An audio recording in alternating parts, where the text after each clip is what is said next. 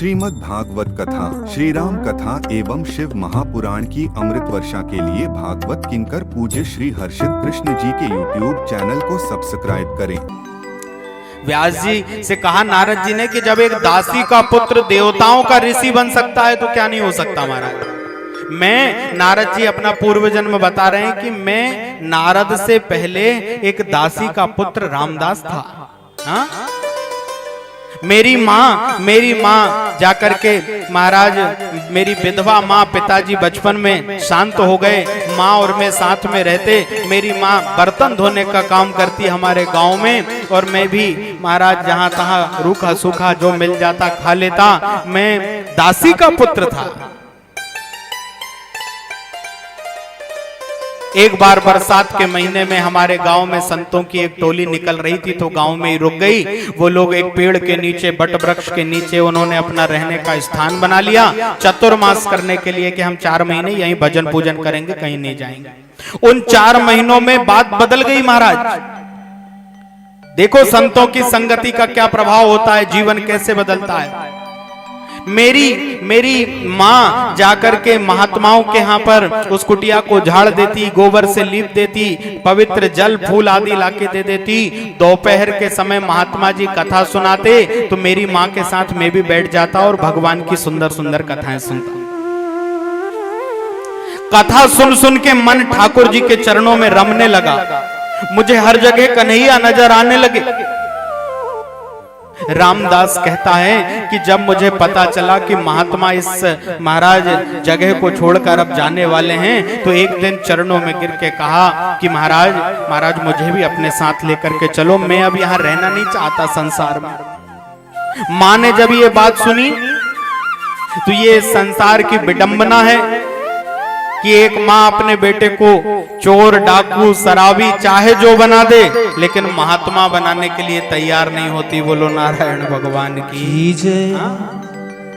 और उसका कारण यही है कि माँ को बेटे की नहीं अपनी चिंता होती है कि यदि ये बाबा जी बन के चला गया तो हमारा तो कल्याण हो जाएगा।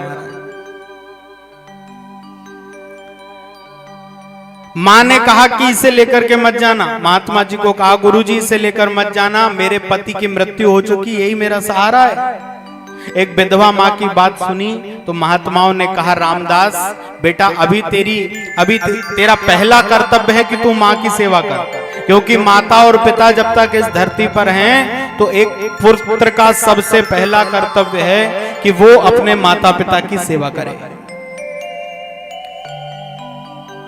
हाँ तेरी माँ जब संसार छोड़ करके चले जाए तो हम तुझे मंत्र दे रहे हैं, तो हिमालय पर आ जाना, इस मंत्र को यहाँ जपना। ऐसा कहकर महात्मा चले गए। 12 मंत्र कान में दे दिया, ओम नमो भगवते वासुदेवाय।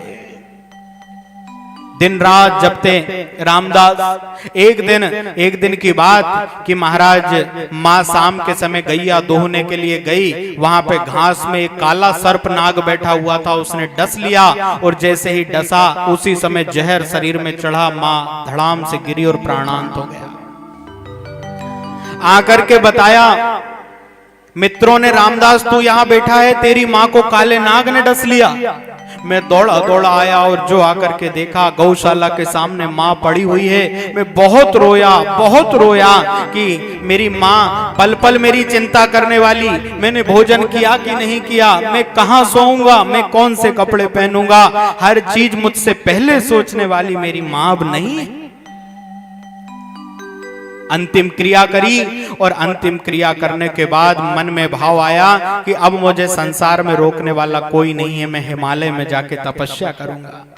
और वही रामदास जिसने दासी के पुत्र रामदास ने हिमालय में जाकर तपस्या करी। गहन तपस्या के बाद लाखों वर्ष की तपस्या हो गई तो बंद आंखों के सामने एक निमिष के लिए भगवान आ गए। और जैसे ही आंख खोली तो महाराज छटा चली गई। तड़पने लगे मछली की तरह, कहां चले गए, जल्दी आओ, मुझे देखते क्यों नहीं, मैं आपके बिना नहीं रह सकता। जोर जोर से मैं चीखने लगा। आकाश से आवाज आई, रामदास रामदास, अभी तेरा भजन पूरा नहीं हुआ बेटा, तुझे खुली आंखों से मुझे देखना है तो और तपस्या कर, जब तेरी तपस्या पूर्ण होगी तो मैं तुझे अवश्य मिलूंगा। और नारद जी कहते हैं कि एक दासी के पुत्र ने पुनः तपस्या करी, सृष्टि पूर्ण हुई, और जब सृष्टि पूरी हो गई तो उसके बाद नई सृष्टि का आरंभ हुआ। और नई सृष्टि में भगवान ने जब ब्रह्मा जी को बनाया तो ब्रह्मा जी की गोद से जिसका जन्म हुआ वो दासी पुत्र रामदास देव ऋषि नारद बन गया। बोलो नारद जी महाराज की जय हो।